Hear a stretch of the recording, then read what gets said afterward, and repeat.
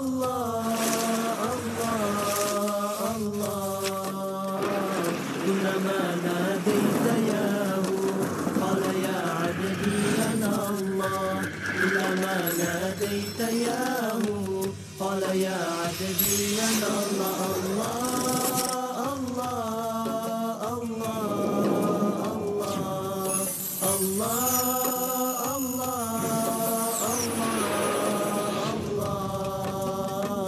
كلما ناديت ياه قال يا عبدي أنا الله كلما ناديت ياه قال يا عبدي أنا الله في ربيعنا أطلع. اب وہ آیت آ گئی هو الذی ارسل رسولہ بالہدی ودین الحق لیظہرہ علی الدین کلہ.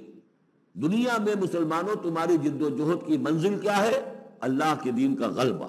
اس لیے کہ ہم نے اپنے رسول کو بھیجا ہی اس کام کے لیے، الہدا دے کر، یعنی قرآن حکیم جو ہدایت کاملہ ہے، وہ دین الحق اور دین حق دے کر بھیجا ہے. یہ دین کی بات کیجئے. اب دیکھیے الدین ام لہم شرکاء شرعوا لہم من الدین ما لم یأذن بہ اللہ. کیا ان کے شریکوں نے بھی کوئی دین دیا ہے انہیں؟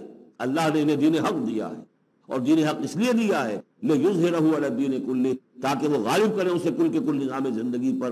وکفیٰ باللہ شہیدا، اور کافی ہے اللہ مدد کے لیے. اعوذ باللہ من الشیطان الرجیم. بسم اللہ الرحمن الرحیم. محمد الرسول اللہ والذین معہ، یہ وہ جماعت ہے جو اس بیعت کی بنیاد پر وجود میں آئی ہے. نوٹ کر لیجئے اس بات کو. یہ بیعت کے تذکرے کے ساتھ اب یہ آیت آ رہی ہے. محمد الرسول اللہ صلی اللہ علیہ وسلم ایک بیعت تو وہ لیتے تھے کہ جو کوئی ایمان لاتا تھا ایمان کی بیعت، لیکن جو آپ نے اہل مکہ سے کبھی نہیں لی، بلکہ وہاں تو جس نے بھی کہہ دیا اشہد ان لا الہ الا اللہ واشہد ان محمد رسول اللہ، کوئی فارمل ڈیکلریشن، کوئی اور اس کے لیے کوئی سمبولک کوئی اقدام نہیں تھا، اللہ یہ کہ کوئی باہر سے آتا تھا تو بیعت ہوتی تھی. اس کے بعد آپ نے بیعت مکے میں دو لی ہے، بیعت عقبہ اولیٰ، بیعت عقبہ ثانیہ. اور بیعت عقبہ ثانیہ کی بیعت وہ ہے کہ جس سے اب وہ جماعتی شکل بنی ہے، اس لیے کہ اس کے الفاظ کیا ہیں؟ متفق علیہ روایت ہے یہ، بخاری اور مسلم دونوں میں. راوی اس کے حضرت عبادہ بن صامت رضی اللہ تعالیٰ عنہ. وہ بیعت کیا تھی؟ بایعنا رسول اللہ صلی اللہ علیہ وسلم علی السمع والطاعۃ فی العسر والیسر والمنشۃ والمکرہ وعلی عثرۃ علینا وعلی لا ننازع الامر اہلہ وعلی ان نقول بالحق اینما کنا لا نخاف فی اللہ لومۃ لائم. ہم نے بیعت کی تھی اللہ کے رسول سے کہ آپ کا ہر حکم سنیں گے اور مانیں گے، اطاعت کریں گے. فی العسر والیسر، خواہ مشکل ہو اور خواہ آسانی ہو. والمنشۃ والمکرہ، خواہ ہماری طبیعت آمادہ ہو، خواہ ہمیں اپنی طبیعتوں پر جبر کرنا پڑے. وعلی عثرۃ علینا، خواہ ہم پر دوسروں کو ترجیح دی جائے. ہم کبھی نہیں کہیں گے کہ ہم آپ کے پرانے ساتھی ہیں، آپ نے بالکل ایک نووارد کو ہمارے اوپر امیر کیسے مقرر کر دیا. نہیں، اٹس یور پریروگیٹو، یہ آپ کا اختیار ہوگا جس کو آپ چاہیں امیر بنائیں. وعلی اللہ ننازع الامر اہلہ، جنہیں آپ والی امر بنا دیں گے، امیر بنا دیں گے، ان سے بھی ہم جھگڑیں گے نہیں، ان سے تعاون کریں گے، ان کی اطاعت کریں گے. جیسے کہ ایک اور حدیث میں حضور نے فرمایا من اطاعنی فقد اطاع اللہ ومن عصانی فقد عصی اللہ. جس نے میری اطاعت کی اس نے اللہ کی اطاعت کی، اور جس نے میری نافرمانی کی اس نے اللہ کی نافرمانی کی. ومن اطاع امیری فقد اطاعنی، جس نے میرے مقرر کردہ امیر کی اطاعت کی اس نے میری اطاعت کی. ومن عصی امیری فقد عصانی، جس نے میرے مقرر کردہ امیر کی نافرمانی کی اس نے میری نافرمانی کی. اب ظاہر بات ہے جب جماعتی زندگی ہوتی ہے تو ایک ہی امیر نہیں ہوتا. اب ایک فوج ہے، ایک سپہ سالار ہے، لیکن اور چھوٹے چھوٹے جو اس کے حصے ہیں، میمنہ پر کوئی اور ہے، میسرہ پر کوئی اور ہے، اب قلب پر کوئی اور ہے. چھوٹے چھوٹے کمانڈرز بھی تو ہیں. چھوٹی سی کمپنی ہے، پلاٹون ہے، پھر بٹالین ہے، بٹالین سے اوپر بھی ریجیمنٹ ہے. ہر جگہ پر جو ہے اس کے جو آفیسرز موجود ہیں، جو کمانڈرز موجود ہیں، ان سب کا سلسلے وار سب اطاعت کا نظام اگر نہیں ہوگا تو وہ فوج کہاں ہوئی؟ اس طرح ایک جماعت ہے، ایک پورے ملک کے اندر جماعت ہے، اس کا امیر ہے، پھر اس کے کئی صوبائی اس کی شاخیں اس کے امیر ہیں، تو یہ تو نظام اس طرح چلے گا. تو یہاں پر وعلی ان نقول بالحق اینما کنا، اور آخری بات جو تھی اس بیعت کے اندر کہ ہم جہاں کہیں بھی ہوں گے حق بات ضرور کہیں گے. مشورہ مانگا جائے گا، مشورہ دیں گے. وی ول ناٹ ہولڈ بیک اور اوپینینز، ہم اپنی رائے دیں گے، حق بات کہیں گے جہاں کہیں ہوں گے، لیکن اس کے بعد جو فیصلہ ہوگا فَإِذَا عَزَمَ الْأَمْرُ، جیسا کہ ہم پڑھ چکے ہیں، جب فیصلہ ہو جائے تو پھر یہ کہ اللہ اور اس کے رسول کی اطاعت لازم ہے. تو فرمایا یہ محمد رسول اللہ والذین معہ کی جو جماعت بنی ہے اس شکل میں اس قتال کے مرحلے کے شروع ہونے سے پہلے منہج انقلاب نبوی میں اقدام کا مرحلہ جب آیا ہے، پیسو ریزسٹنس جب ایکٹیو ریزسٹنس میں چینج ہو رہی ہے، تو اب وہ ایک نظم جماعت کی شکل ہے، اور وہ بیعت عقبہ ثانیہ کی بنیاد پر وجود میں آیا۔ محمد رسول اللہ والذین معہ اشداء علی الکفار رحماء بینہم، اللہ کے رسول، یہ اس میں دو طرح ترجمے اس کے کیے جاتے ہیں۔ محمد اللہ کے رسول ہے، یہ ایک جملہ پورا ہو گیا۔ والذین معہ اشداء علی الکفار رحماء بینہم، اور جو ان کے ساتھ ہے وہ کافروں پر بہت بھاری ہے اور آپس میں بہت رحم دل ہے۔ اور ایک ترجمہ یہ بھی ہے کہ محمد رسول اللہ والذین معہ، یہ سب مل کر مبتدا بنی، اللہ کے رسول محمد اور جو ان کے ساتھ ہیں، ان سب کی شان یہ ہے کہ اشداء علی الکفار رحماء بینہم، وہ کفار کے حق میں بڑے سخت ہیں لیکن آپس میں بہت رحم دل ہے، رحیم ہے، شفیق ہے۔ یہ ہم پڑھ چکے ہیں سورہ مائدہ میں بھی۔ اذلۃ علی المؤمنین اعزۃ علی الکافرین، اہل ایمان کے حق میں وہ بہت ہی نرم خو ہو، حلقہ یاراں تو بریشم کی طرح نرم، رزم حق و باطل ہو تو فولاد ہے مومن۔ یہ شان جو ہے بندہ مومن کی قرآن مجید میں دو جگہ آئی ہے۔ تراہم رکعاً سجدا یبتغون فضلا من اللہ ورضوانا، تم دیکھو گے ان کو کبھی سجدے میں گرے ہوئے ہوں گے اور کبھی رکوع کر رہے ہوں گے، وہ اپنے رب کے فضل کے متلاشی رہتے ہیں ہر دم ہر آن، اور اللہ کی رضا چاہتے ہیں۔ سیماہم فی وجوہہم من اثر السجود، اور ان کی جو نشانی ہے وہ ان کے چہروں میں جو اثرات پیدا ہوتے ہیں سجدے سے۔ سجدے سے عام طور پر تو خیال یہ ہوتا ہے کہ یہی جو گھٹا پڑ جاتا ہے یہی سجدے کا نشان ہے، لیکن اس کے علاوہ بھی نمازیوں کے چہرے میں ان کی نماز کی ایک نورانیت ہوتی ہے کہ جو ان کے چہروں کے اندر موجود ہوتی ہے۔ ذالک مثلہم فی التوراۃ، یہ ہے ان کی مثال اور تمثیل جو تورات میں آئی تھی، وہ مثلہم فی الانجیل، اور انجیل میں جو ان کی مثال دی گئی تھی وہ یہ ہے کزرع اخرج شطأہ، جیسے ایک کھیتی وہ اپنا پٹھا نکالتی ہے، فآزرہ، پھر اسے گاڑھا کرتی ہے، فاستغلظ اور فاستوى، اس کو مضبوط کرتی ہے اور پھر اسے گاڑھا کرتی ہے، فاستوى علی سوقہ، پھر اپنی نال پر کھڑی ہو جاتی ہے۔ چھوٹی سی کوئی کوپل پھوٹتی ہے، پھر وہ بڑھتی ہے، نرم سی ہے، پھر ذرا اس کا جو تنا بنتا ہے اس کے اوپر پھر کھڑی ہو جاتی ہے سیدھی۔ یہ جس طریقے سے درجہ بدرجہ یہ جو زراعت ہو رہی ہے، یہ کھیتی ہو رہی ہے، اس کا نتیجہ کیا نکلتا ہے؟ یعجب الزراع، جو زراعت کرنے والا ہے، جو کاشتکار ہے، اسے بڑی بھلی لگتی ہے۔ آیا آج دیکھا اپنی کھیتی کو اپج آئے نکل آئی ہے، اس کے بعد یہ کیا بڑھ رہی ہے، پک رہی ہے، اب کھیتی لہرا رہی ہے، اس کے اوپر سٹے آ گئے ہیں۔ یعجب الزراع لیغیظ بہم الکفار، تاکہ اس سے دل جلے کافروں کا۔ اب یہاں اس سے واضح ہو گیا یہاں زراع کون ہے؟ یہ کھیتی صحابہ کرام کی کھیتی ہے جو پھل رہی ہے، پھول رہی ہے، اور اس کا کاشتکار کون ہے؟ محمد الرسول اللہ صلی اللہ علیہ وسلم۔ حضور کے ساتھ آپ کو معلوم ہے کہ جب انتقال ہوا ابو طالب کا تو وہ مشکل 125 آدمی تھے، 150 آدمی تھے۔ آپ کی ایسی پوزیشن بھی نہیں تھی کہ اپنے بل پر مکے میں رہ سکتے، اسی لیے طائف گئے تھے۔ کوئی آلٹرنیٹ بیس مل جائے، میں وہاں منتقل کر دوں اپنی اس دعوت کا اور اپنی اس تحریک کا مرکز، لیکن یہ کہ وہاں سے خالی ہاتھ آنا پڑا تھا۔ ایک وہ دور تھا کہ جس میں پھر ایک مشرک کی امان لے کر مکے میں داخل ہو سکے، مطعم بن عدی کی۔ آج ایک دور یہ ہے کہ 1400 یا 1800 آدمی جو ہیں وہ بیعت موت کی ہے انہوں نے، اور ان کو اس پر جو ہے ملال ہے کہ دم کر صلح کیوں کی ہے۔ ان کی جو حمیت ایمانی ہے اور غیرت ایمانی ہے وہ ملال اس پر ہے، وہ جان بچنے کی کوئی خوشی نہیں ہے انہیں۔ وہ تو کہے کہ اب تو ہم نے دم کر کیوں صلح کریں، ہم اپنی جانیں دینے کے لیے تیار ہیں۔ کھیتی جو ہے اپج رہی ہے۔ فرمایا کزرع اخرج شطأہ فآزرہ فاستغلظ فاستوى علی سوقہ یعجب الزراع لیغیظ بہم الکفار وعد اللہ الذین آمنوا وعملوا الصالحات منہم مغفرۃ واجرا عظیما۔ اللہ نے وعدہ کیا ہے ان لوگوں سے جو ایمان لائے اور نیک عمل کیے، ان میں سے جو واقعتاً جنہوں نے ایمان اور عمل صالح کا حق ادا کر دیا، کہ ان کے لیے مغفرت بھی، اجر عظیم بھی ہے۔ مغفرت واجر عظیم کا اللہ نے وعدہ فرمایا۔ اب یہ سورہ مبارکہ آ گئی، سورۃ الحجرات۔ یہ در حقیقت سمجھیے کہ سورہ فتح کی چند آیات کی مزید وضاحت ہے۔ مثلا سورہ فتح میں ہم نے یہ پڑھا تھا وَلَتُعَزِّرُوهُ وَتُوَقِّرُوهُ، اللہ کے رسول کی تعظیم، توقیر، ان کی مدد، ان کی نصرت، یہ تمہارے لیے لازم ہے۔ پھر ہم نے ابھی پڑھا اہل ایمان کے لیے تمہیں رحم دل ہونا چاہیے، اہل ایمان کے لیے تمہارا طرز عمل جو ہے وہ بہت ہمدردانہ، نیک، بھلائی کا، خیر خواہانہ ہونا چاہیے۔ یہ ساری چیزیں جو ہے اس میں اب سامنے آ رہی ہیں۔ اور دوسرے یہ کہ یہ جو اب دین کے غلبے کی جد و جہد ہے، اس کے لیے جہاد کی اہمیت کیا ہے دین کے اندر، اس کی اصل حیثیت کیا ہے۔ اس کو بھی اس سورہ مبارکہ میں واضح کیا گیا۔ تو سورہ حجرات کل 18 آیات ہیں، 2 رکوع پر مشتمل ہے، لیکن جیسا کہ میں نے عرض کیا تھا، مسلمانوں کی جو اجتماعی زندگی، معاشرتی زندگی ہونی چاہیے، مسلمانوں کا مسلمانوں کے ساتھ کیسا سلوک ہونا چاہیے، مسلمانوں کا کیا رویہ ہونا چاہیے محمد الرسول اللہ صلی اللہ علیہ وسلم کے ساتھ، اور پھر یہ کہ اسلامی ریاست کی بنیاد کیا ہے، دستوری بنیاد کیا ہے، اور اس کی اصل میں اساس جو ہے وہ کس چیز پر قائم ہے، یہ ساری چیزیں اس سورہ مبارکہ میں بیان ہوئی ہیں۔ بسم اللہ الرحمن الرحیم، یا ایھا الذین آمنوا لا تقدموا بین یدی اللہ ورسولہ واتقوا اللہ ان اللہ سمیع علیم۔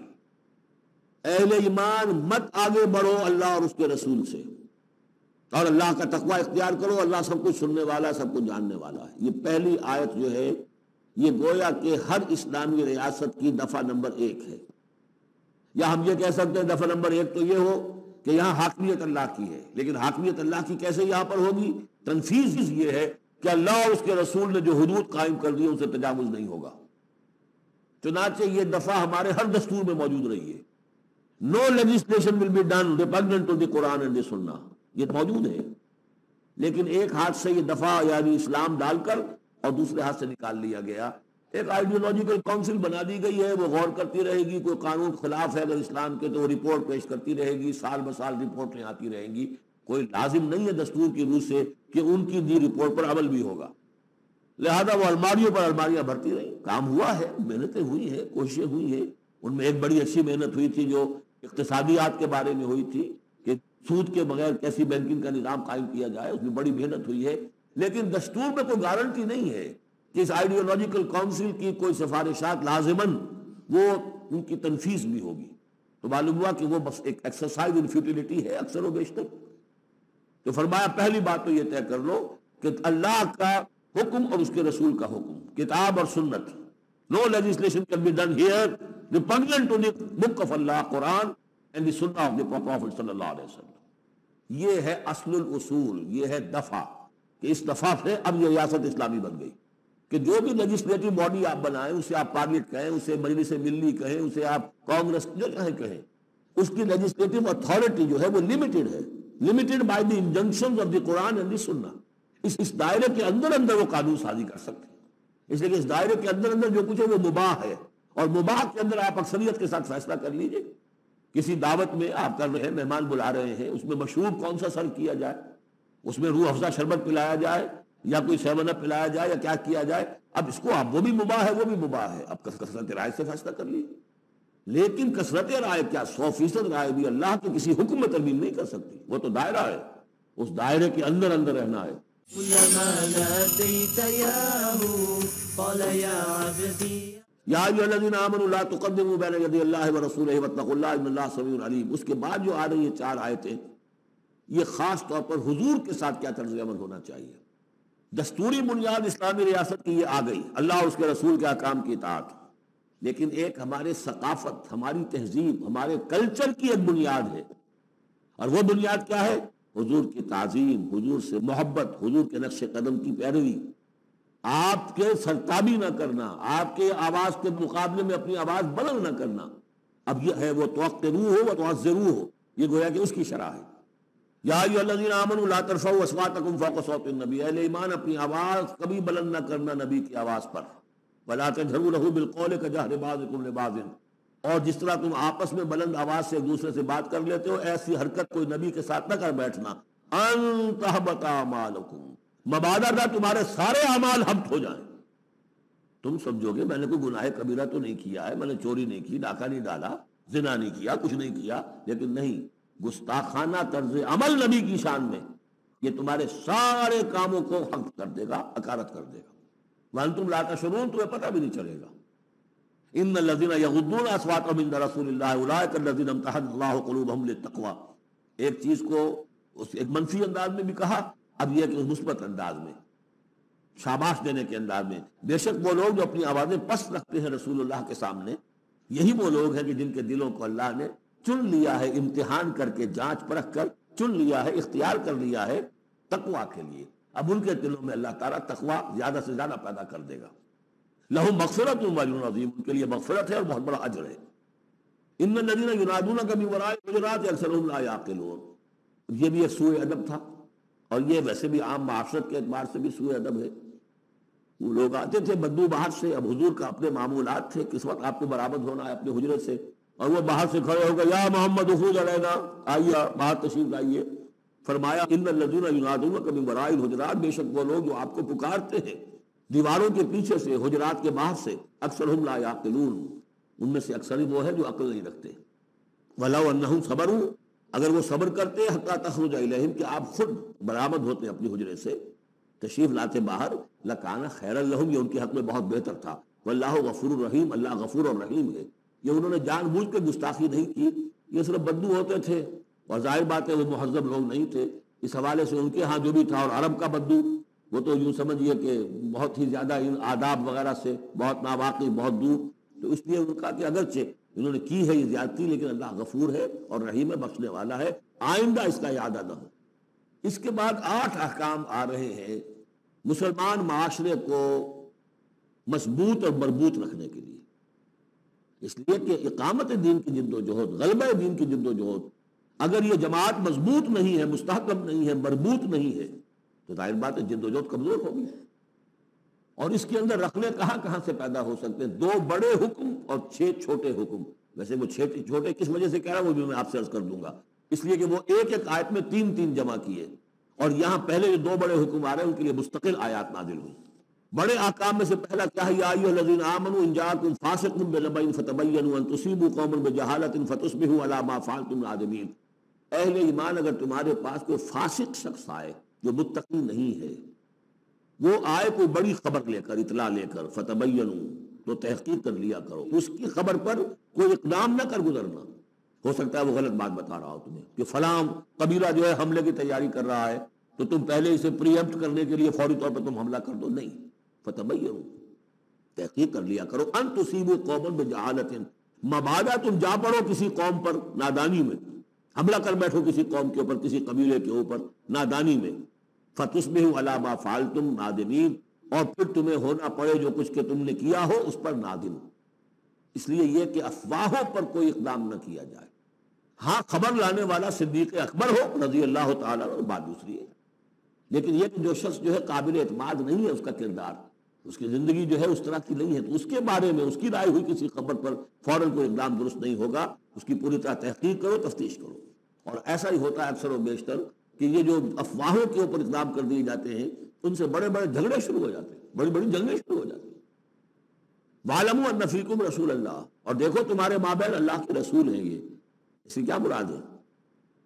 یعنی محمد صلی اللہ علیہ وسلم اللہ کے رسول ہیں، لیکن یہ تم میں سے بعض خواتین کے شوہر بھی ہیں، بعض اشخاص کے داماد بھی ہیں، بعض کے خسر بھی ہیں. یہ رشتے ہیں کہ نہیں؟ بعض کے بھتیجے بھی ہیں. تو اگرچہ ان کے رشتے ہیں، لیکن ازواج کو بھی سمجھنا چاہیے کہ یہ صرف میرے شوہر نہیں، یہ اللہ کے رسول ہیں. بڑا فرق ہوگا اگر صرف شوہر سمجھ کر کوئی معاملہ کیا، اور لیکن یہ کہ یہ حیثیت نگاہ میں رہے کہ اللہ کے رسول ہے. اگر حضرت ابو بکر اور حضرت عمر سمجھے ہمارا داماد ہے، داماد تو بیٹے کے برابر ہوتا ہے نا، نہیں، اللہ کا رسول. ان کی جو حیثیت تمہارے سامنے مقدم رہنی چاہیے وہ یہ کہ اللہ کے رسول ہے. وَاعْلَمُوا أَنَّ فِيكُمْ رَسُولَ اللَّهِ، یہ اللہ کے رسول ہیں اگرچہ محمد ابن عبداللہ، کوئی شک نہیں، لیکن اللہ کے رسول ہیں. لَوْ يُطِيعُكُمْ فِي كَثِيرٍ مِّنَ الْأَمْرِ، اگر وہ تمہارا کہنا مانا کرے اکثر معاملات میں، لَعَنِتُّمْ، تو تم مشکل میں پڑ جاؤ گے. تمہارا رویہ یہ ہونا چاہیے کہ یہ دیکھو وہ کیا چاہتے ہیں، ان کی منشا دیکھو. وَلَكِنَّ اللَّهَ حَبَّبَ إِلَيْكُمُ الْإِيمَانَ، لیکن اے محمد کے ساتھیوں، اے صحابہ رسول، اللہ نے تو تمہارے نزدیک ایمان کو بہت محبوب دیا ہے. وَزَيَّنَهُ فِي قُلُوبِكُمْ، اسے تمہارے قلوب کے اندر کھبا دیا ہے. وَكَرَّهَ إِلَيْكُمُ الْكُفْرَ وَالْفُسُوقَ وَالْعِصْيَانَ، اور بہت ہی تمہارے نزدیک ناپسندیدہ بنا دیا ہے کفر کو بھی اور فسق کو بھی اور نافرمانی کو بھی.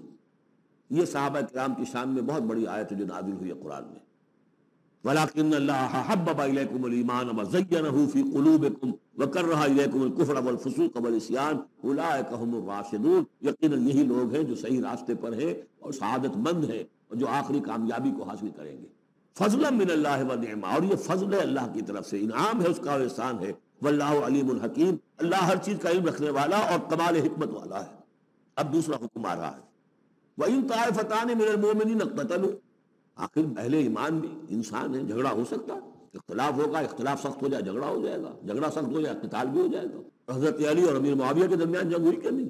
یہ کون ہے؟ کس کو ہم کہہ دیں گے کافر؟ معاذ اللہ ثم معاذ اللہ۔ تو فرمایا وَإِن طَائِفَتَانِ مِنَ الْمُؤْمِنِينَ اقْتَتَلُوا، اگر اہل ایمان میں سے دو گروہ لڑ پڑے، فَأَصْلِحُوا بَيْنَهُمَا، تو اب عام معاشرے کو یہ سمجھنا چاہیے، سب لوگوں کو، کہ وہ یہ نہ سمجھے کہ ہم سے کیا ہے، آپس میں نبٹ لیں، نہیں، ان کے درمیان صلح کراؤ، تمہارا فرض ہے، یہ اجتماعی فریضہ ہے، صلح کراؤ، فَأَصْلِحُوا بَيْنَهُمَا۔ انڈیفرنس ہمیں کیا تعلق؟ غلط، اس لیے کہ یہ جو رکھنا پڑ رہا ہے، یہ اسلامی معاشرے کا رکھنا مسلمانوں کی مجموعی قوت کو کمزور کرنے کا سبب بنے گا، اور مسلمانوں کی قوت کمزور ہوتی ہے تو اللہ کے دین کے غلبے کی جدوجہد کمزور پڑ رہی ہے۔ لہذا فرض سمجھو اصلحوا بینہما، ان کے درمیان صلح کراؤ۔ فإن بغت احداہما علی الاخری، پھر اگر ان میں سے ایک دوسرے پر زیادتی کرے، صلح کی پابندی نہیں کر رہا، صلح کرا دی گئی پھر بھی وہ زیادتی کر رہا، فقاتلوا التی تبغی، اب جنگ کرو اس سے جو زیادتی کرنے والا ہے۔ اب یہ دو فریقوں کے درمیان نہیں رہا معاملہ، اب ایک فریق گویا کہ پوری مسلم جماعت کو، پورے مسلم معاشرے کو، پوری ملت اسلامی کو جو للکار رہا، چیلنج کر رہا ہے، تو اب ان سے جنگ کرو، حتی تفیء الی امر اللہ، یہاں تک کہ وہ لوٹ آئے اللہ کے حکم کی طرف۔ صلح کی جو بھی شرائط تھی ان کو دوبارہ قبول کر لے۔ فإن فات، پھر اگر وہ لوٹ آئے، فاصلحوا بینہما، پھر ان کے مابین دوبارہ صلح کرا دو، بالعدل، انصاف کے ساتھ، واقسطوا، اور دیکھنا انصاف کا دامن ہاتھ سے نہ چھوڑنا، انصاف کرو، اس لیے کہ اب ہو سکتا ہے کہ اس دوسرے فریق پر تم کو زیادتی کر بیٹھو، اس لیے کہ اب اس سے تم بھی لڑے ہو، لڑ کر تم نے اسے مجبور کیا ہے کہ وہ صلح کی پابندی کرے، تو اب بھی اس پر کوئی زیادتی نہ ہو جائے۔ واقسطوا ان اللہ یحب المقسطین، اللہ تعالیٰ انصاف کرنے والوں کو محبوب رکھتا ہے۔ یہ تو دو بڑے بڑے حکم ہو گئے۔ اب ایک آیت میں 3 حکم اور دوسری میں پھر 3 حکم، یہ چھوٹے چھوٹے انفرادی سطح کے اوپر یا برادریوں کی سطح کے اوپر یا جماعتوں کے اندر جس طرح کی بڑے بڑے چیزیں پیدا ہو جاتی ہیں، بعض چیزیں معمولی نظر آتی ہیں لیکن اس سے دلوں کے اندر زخم پڑ جاتے ہیں۔ انما المؤمنون اخوة فاصلحوا بین اخویکم، یہ تو اسی کے ساتھ آ گئی۔ یقیناً تمام اہل ایمان جو ہے وہ آپس میں بھائی بھائی ہے، بس اپنے دو بھائیوں کے درمیان صلح کرا دیا کرو، واتقوا اللہ، اللہ کا تقوی اختیار کرو، لعلکم ترحمون، تاکہ تم پر رحم کیا جائے۔ اب وہ آ رہی ہیں 2 آیتیں۔ یا ایھا الذین آمنوا لا یسخر قوم من قوم عسى ان یکونوا خیرا منهم ولا نساء من نساء عسى ان یکن خیرا منهن، اہل ایمان تم میں سے کوئی گروہ دوسرے گروہ کا مذاق نہ اڑائے، تمسخر نہ کرے، ہو سکتا ہے کہ وہ ان سے بہتر ہوں۔ جن کا تم مذاق اڑا رہے ہو، کسی ایک برائی کو دیکھا ہے تم نے، کسی ایک عیب کو دیکھا ہے، اس کی ناک چھوٹی ہے، اس کا کان چھوٹا ہے، اس کا فلاں یہ ہے، اس کا یہ ہے، تو تم نے تو کوئی عیب دیکھا ہے ظاہری، ہو سکتا ہے دل میں اس کے تقویٰ تم سے 10 گنا زیادہ ہو، اللہ کی محبت، اللہ کے رسول کی محبت تم سے 1000 گنا زیادہ ہو، تو تمہیں کیا پتا، تم نے تو ایک چیز دیکھی ہے۔ اسی طرح عورتیں دوسری عورتوں کا مذاق نہ اڑائیں، عسیٰ ان یکن خیرا منہن، ہو سکتا ہے کہ وہ جن کا مذاق اڑایا جا رہا ہے وہ اللہ کی نگاہوں میں بہتر ہو ان سے جو مذاق اڑا رہی ہیں۔ ایک حکم تو ہو گیا تمسخر نہ ہو۔ لا تلمزوا انفسکم، اپنے آپ کو عیب نہ لگاؤ، اپنے آپ کو عیب لگانا یعنی اپنے بھائیوں پر عیب نہ لگاؤ، آخر وہ تمہاری ہی اس ملت کا فرد ہے، امت کا فرد ہے، تو اس کو عیب لگا تو تمہیں عیب لگا۔ اس لیے فرمایا بہت ہی بلیغ الفاظ ہے، ولا تلمزوا انفسکم ولا تنابزوا بالالقاب، اور لوگوں کے چڑانے والے نام نہ رکھ لیا کرو۔ كلما ناديت ياه قال يا عبدي یا ایھا الذین آمنوا لا یسخر قوم من قوم عسى ان یکونوا خیرا منهم ولا نساء من نساء عسى ان یکن خیرا منهن، اہل ایمان تم میں سے کوئی گروہ دوسرے گروہ کا مذاق نہ اڑائے، تمسخر نہ کرے، ہو سکتا ہے کہ وہ ان سے بہتر ہوں۔ جن کا تم مذاق اڑا رہے ہو، کسی ایک برائی کو دیکھا ہے تم نے، کسی ایک عیب کو دیکھا ہے، اس کی ناک چھوٹی ہے، اس کا کان چھوٹا ہے، اس کا فلاں یہ ہے، اس کا یہ ہے، تو تم نے تو کوئی عیب دیکھا ہے ظاہری، ہو سکتا ہے دل میں اس کے تقویٰ تم سے 10 گنا زیادہ ہو، اللہ کی محبت، اللہ کے رسول کی محبت تم سے 1000 گنا زیادہ ہو، تو تمہیں کیا پتا، تم نے تو ایک چیز دیکھی ہے۔ اسی طرح عورتیں دوسری عورتوں کا مذاق نہ اڑائیں، عسیٰ ان یکن خیرا منہن، ہو سکتا ہے کہ وہ جن کا مذاق اڑایا جا رہا ہے وہ اللہ کی نگاہوں میں بہتر ہو ان سے جو مذاق اڑا رہی ہیں۔ ایک حکم تو ہو گیا تمسخر نہ ہو۔ ولا تلمزوا انفسکم، اپنے آپ کو عیب نہ لگاؤ، اپنے آپ کو عیب لگانا یعنی اپنے بھائیوں پر عیب نہ لگاؤ، آخر وہ تمہاری ہی اس ملت کا فرد ہے، امت کا فرد ہے، تو اس کو عیب لگا تو تمہیں عیب لگا۔ اس لیے فرمایا بہت ہی بلیغ الفاظ ہے، ولا تلمزوا انفسکم ولا تنابزوا بالالقاب، اور لوگوں کے چڑانے والے نام نہ رکھ لیا کرو۔ کسی جماعت کا نام کچھ اور ہے، اس کو چڑانے کے لیے نام کچھ اور رکھ لیا گیا ہے، یا اور کسی فرد کے لیے، کسی گروہ کے لیے، تو یہ جو ہے ایک دوسرے کے اوپر اس طریقے سے ڈال دینا اور نام ان کے اوپر کہ جو ان کو پسندیدہ نہیں ہے، یہ 3 کام ہو گئے ایک آیت میں روکا گیا. اس کی وجہ سے اکثر ایسا ہوتا ہے، کبھی ایک دوست آپ کا، آپ ایک خاص قسم کا مذاق اس سے کر رہے ہیں یا کسی لفظ سے اس کو چھیڑتے ہیں، 100 دفعہ وہ سن لیتا ہے، کوئی اثر نہیں ہوتا. کسی وقت عجیب کیفیت ہوتی ہے اس کی کہ اس کے دل میں جا کر زخم کی طرح لگ جاتا ہے اور پھر وہ دل کا رشتہ ٹوٹ جاتا ہے اور ایک ایسی جو ہے اس کے اندر گرہ پڑ جاتی ہے، پھر کھولے نہیں کھل سکتی. لہذا بہتات رہو. بئس الاسم الفسوق بعد الایمان، ایمان کے بعد تو برائی کا نام بھی برا ہے. کیوں ان چیزوں میں جا رہے ہو؟ تمہیں تو ایمان کو سمجھنا چاہیے کہ اللہ نے تمہیں اتنی بڑی فضیلت دی ہے تو ان گندگیوں کی طرف جو ہے متوجہ ہی نہ ہو. وَمَن لَّمْ يَتُوب فَأُولَٰئِكَ هُمُ الظَّالِمُونَ، اور جو باز نہیں آئیں گے تو وہی ہے کہ جو ظالم ہے اللہ کی نگاہ میں. تو ترغیب بھی ہے، تشویق بھی ہے، سمجھانے کا انداز بھی ہے اور ڈانٹ ڈپٹ بھی ہے. باز نہیں آؤ گے تو اللہ کی نگاہ میں پھر تم ظالم ہو. اگلی آیت میں پھر 3 چیزیں، وہ پہلی 3 چیزیں روح در روح ہوتی ہیں، آمنے سامنے، اور یہ 3 چیزیں وہ ہیں جو غیب میں ہوتی ہیں، پیچھے پیچھے ہوتی ہیں. یا ایھا الذین آمنوا اجتنبوا کثیرا من الظن ان بعض الظن اثم. اہل ایمان زیادہ ظن کرنے سے بچو.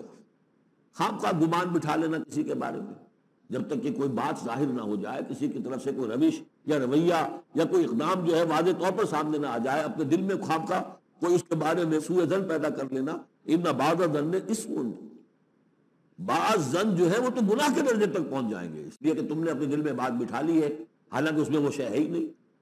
لہٰذا یہ تمہاری طرف سے گویا کہ ایک تہمت ہو رہی ہے اس کے اوپر، قلبی طور پر تو تہمت ہو گئی. ولا تجسسوا، اور دوسری بات یہ ہے کہ ایک دوسرے کے حالات کی ٹوہ میں نہ رہو.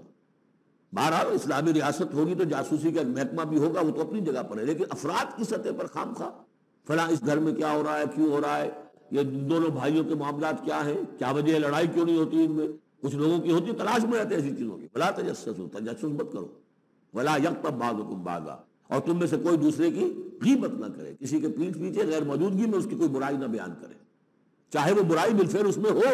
حضور سے پوچھا گیا کہ حضور اگر وہ برائی اس میں ہو، آپ نے فرمایا تبھی تو غیبت ہے. اگر برائی ہے نہیں تو تہمت ہو گئی، وہ تو غیبت سے دوہرا جرم ہو گیا. لیکن یہی ہے کہ کسی مسلمان بھائی کی غیر موجودگی میں اس کی کوئی برائی بیان نہ کی جائے. ایحب احدکم ان یاکل لحم اخیہ میتا، کیا تم میں سے کوئی شخص اسے پسند کرے گا کہ وہ اپنے کسی مردہ بھائی کا گوشت کھائے؟ فکرہتموہ، یہ تو تمہیں بہت برا لگا، بہت گھن آیا. یہ کیا بات کہہ دی اللہ تعالیٰ نے؟ کوئی شخص چاہے گا یہ کہ اپنے مردہ بھائی کا گوشت کھائے؟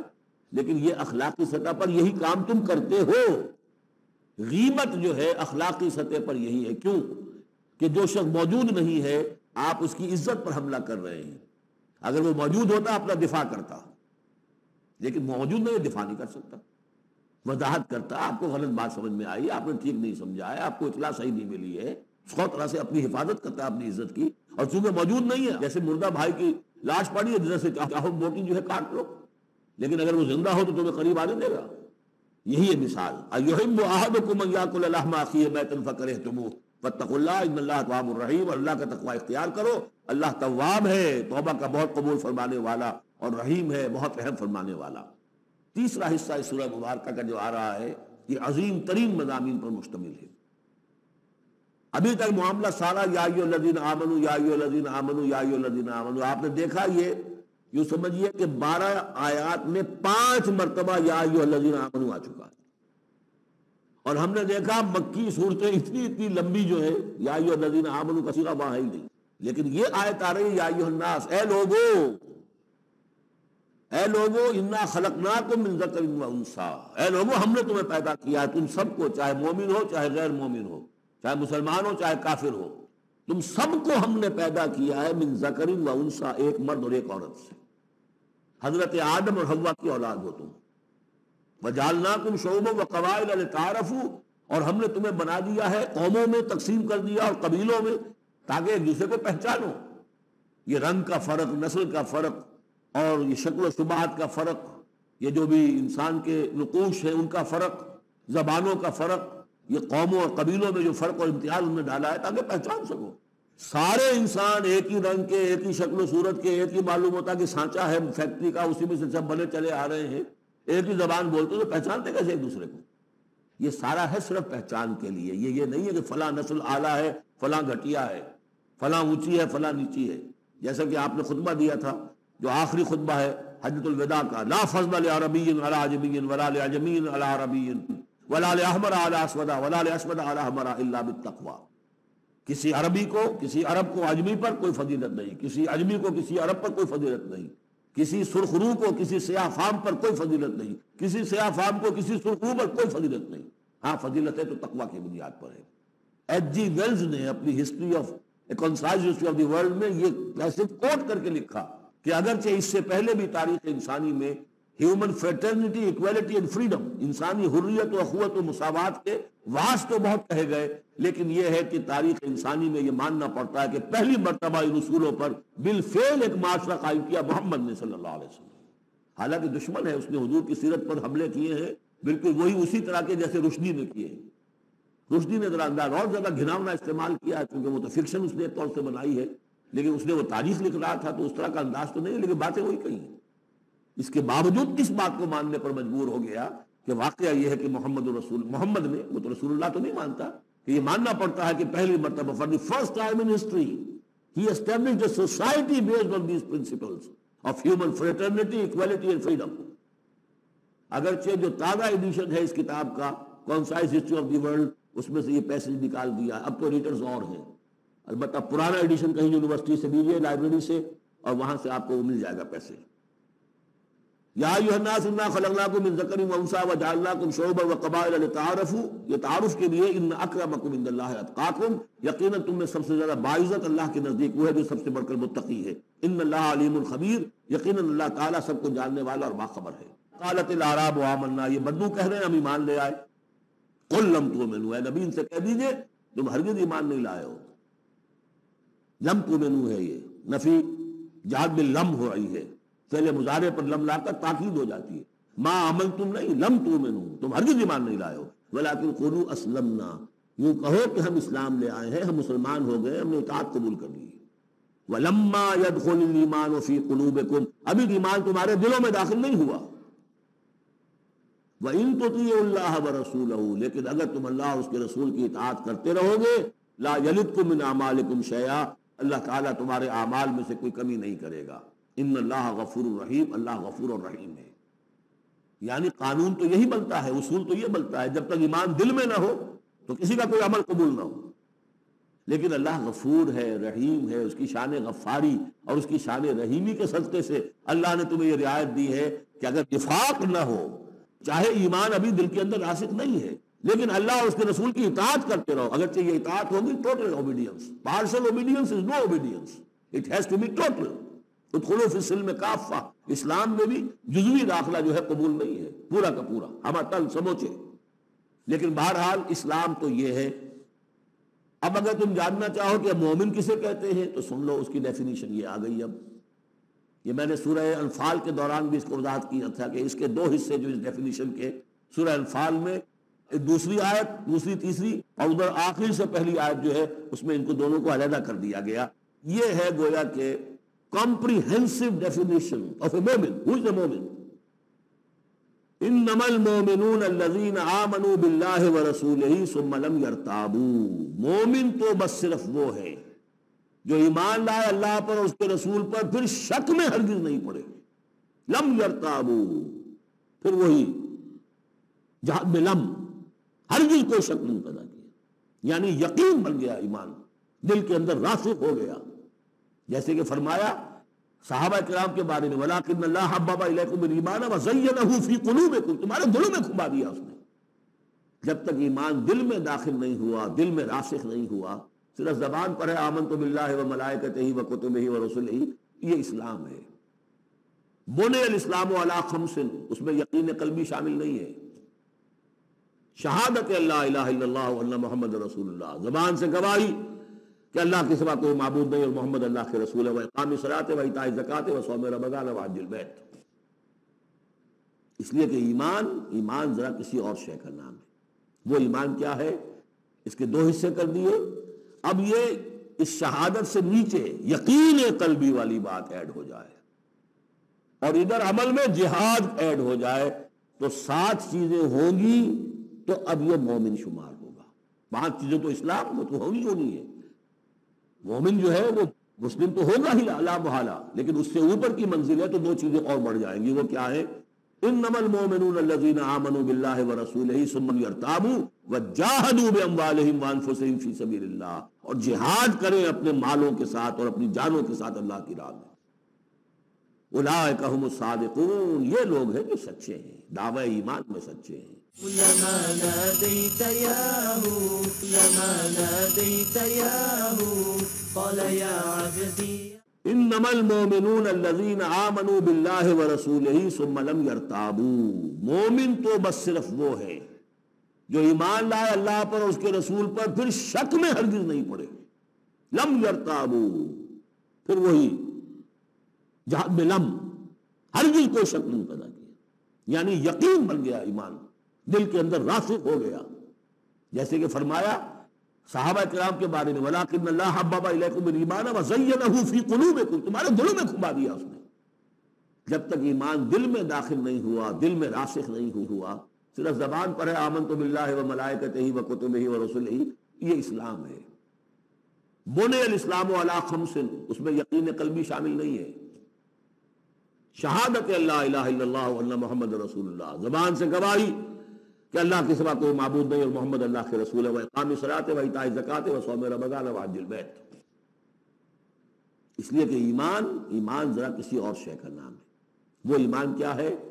اس کے دو حصے کر دیے، اب یہ اس شہادت سے نیچے یقین قلبی والی بات ایڈ ہو جائے اور ادھر عمل میں جہاد ایڈ ہو جائے، تو 7 چیزیں ہوں گی تو اب یہ مومن شمار ہوگا۔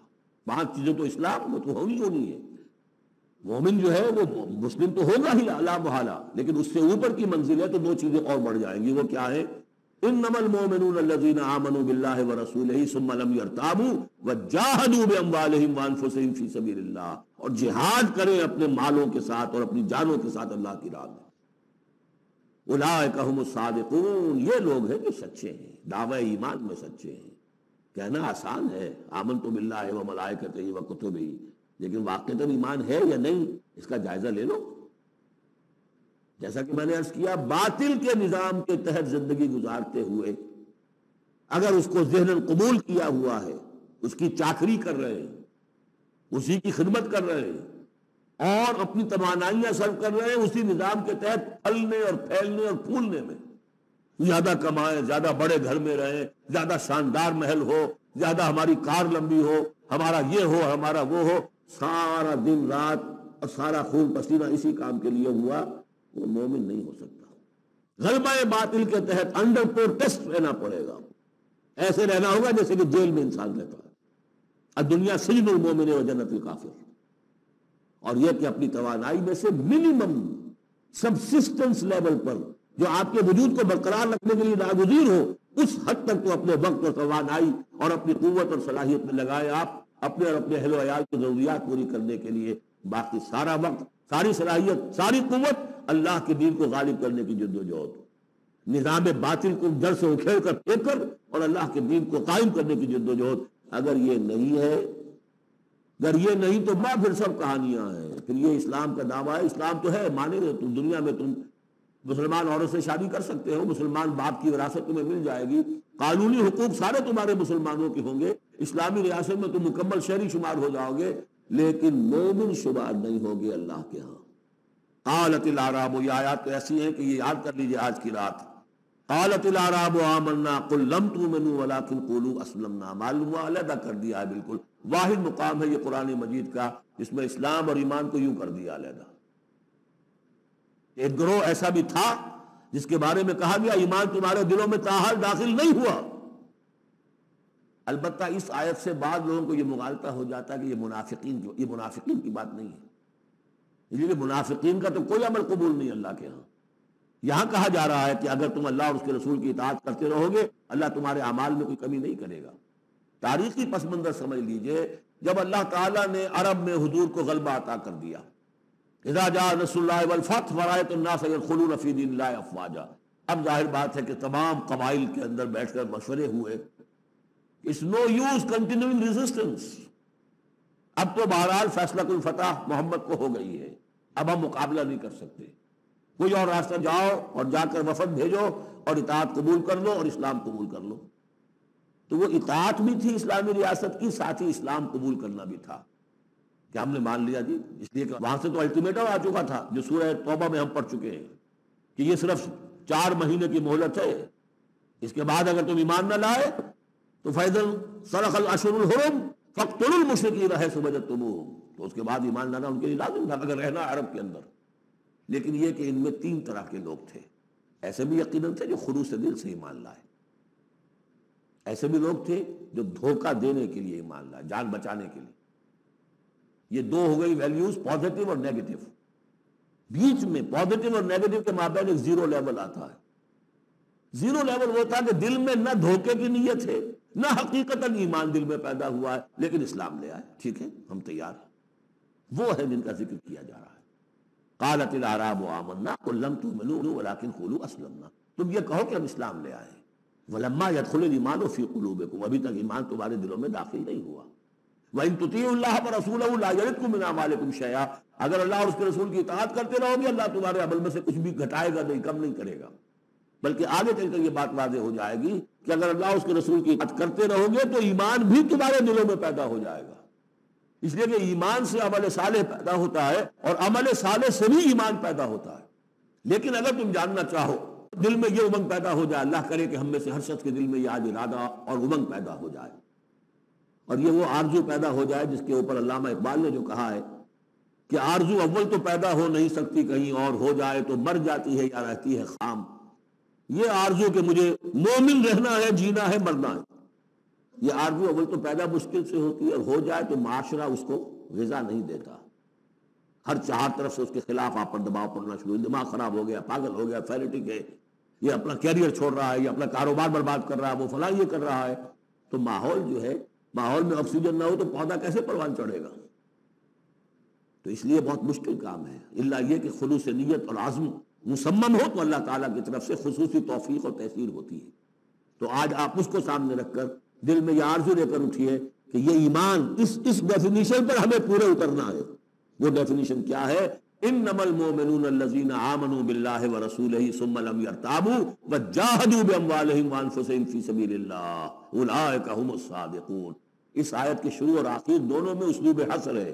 مومن صرف وہ ہے جو ایمان لائے اللہ پر، اس کے رسول پر، پھر شک میں ہرگز نہیں پڑے، ان کے دل میں اس ایمان نے یقین کی شکل اختیار کر لی، اور پھر انہوں نے جہاد کیا اللہ کی راہ میں، کھپائے اس میں اپنے مال بھی، اپنی جانیں بھی۔ یہی لوگ حقیقت میں سچے ہیں اپنے دعوی ایمان میں۔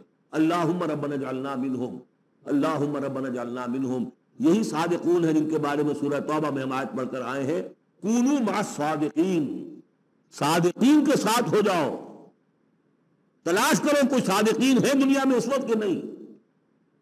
اور حضور نے یہ خبر دی ہے، لا تزال فی امتی طائفۃ قائمین علی الحق، میری امت میں ہمیشہ ایک گروہ ضرور موجود رہے گا جو حق پر قائم ہوگا، تلاش کرو اسے، اور تلاش کر کے کونوا مع الصادقین، ان میں شامل ہو، ان کے ساتھ شامل ہو جاؤ، ان کے دست و بازو بنو۔ قل اتعلمون اللہ بدینکم، اب یہ نوٹ کر لیجئے، جن لوگوں کے دلوں میں وہ ایمان نہیں تھا، وہ اسلام لانے پر حضور پر اپنے احسان جتایا کرے، حضور دیکھیے ہم تو لڑے بھڑے بغیر اسلام لے آئے، تو ہمارا تو حق زیادہ ہونا چاہیے۔ وہ ہماری ہریانے کی زبان میں یہ کہاوت ہے، تھوتھا چنا باجے گھنا، وہ چنا جو اندر سے کھوکھلا ہو چکا ہو اس کی آواز زیادہ ہوتی ہے، برتن خالی ہوگا تو آواز کھنکھنانے کی آتی ہے، برتن کے اندر پانی پڑا ہوا ہو تو پھر اس طرح کی آواز نہیں آتی۔ تو ایمان سے خالی تھے، اس لیے وہ اپنی ایمان کے دعوے ذرا زیادہ کرتے تھے۔ قل اتعلمون اللہ بدینکم، تو اپنے دین کا جو اس طرح سے بڑھ چڑھ کر باتیں کرتے ہو تو اللہ کا بتانا چاہتے ہو، جتلانا چاہتے ہو اپنا دین، واللہ یعلم ما فی السماوات و ما فی الارض۔ اگر تمہیں ایمان حاصل ہوتا تو تم یہ جانتے کہ اللہ تو جانتا ہے جو کچھ کے آسمانوں میں اور زمین میں ہے۔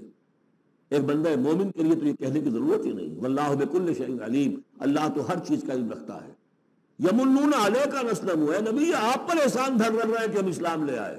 قل لا تمنوا علی اسلامکم، اے نبی سے کہہ دیجئے مجھ پر اپنے اسلام کا کوئی احسان مت دھرو، بل اللہ یمن علیکم، کہ اللہ تم پر احسان دھرتا ہے، ان ہداکم للایمان ان کنتم صادقین، کہ اس نے تمہیں ایمان کے راستے پر ڈال دیا ہے اگر تم سچے ہو۔ جب اسلام پر آ گئے ہو تو ایمان کے راستے پر چڑھ گئے ہو، اگر سچے ہو گے تو اب ایمان تمہارے اندر پیدا ہو جائے گا۔ اطاعت رسول کرتے رہو گے، اطاعت الہی کرتے رہو گے، نمازیں پڑھو گے، روزے رکھو گے، زکوٰۃ دو گے خوش دلی کے ساتھ، تو ان اعمال کی بدولت ان کی نورانیت تمہارے قلوب کے اندر اترے گی اور اس سے تمہارے اندر ایمان پیدا ہو جائے گا۔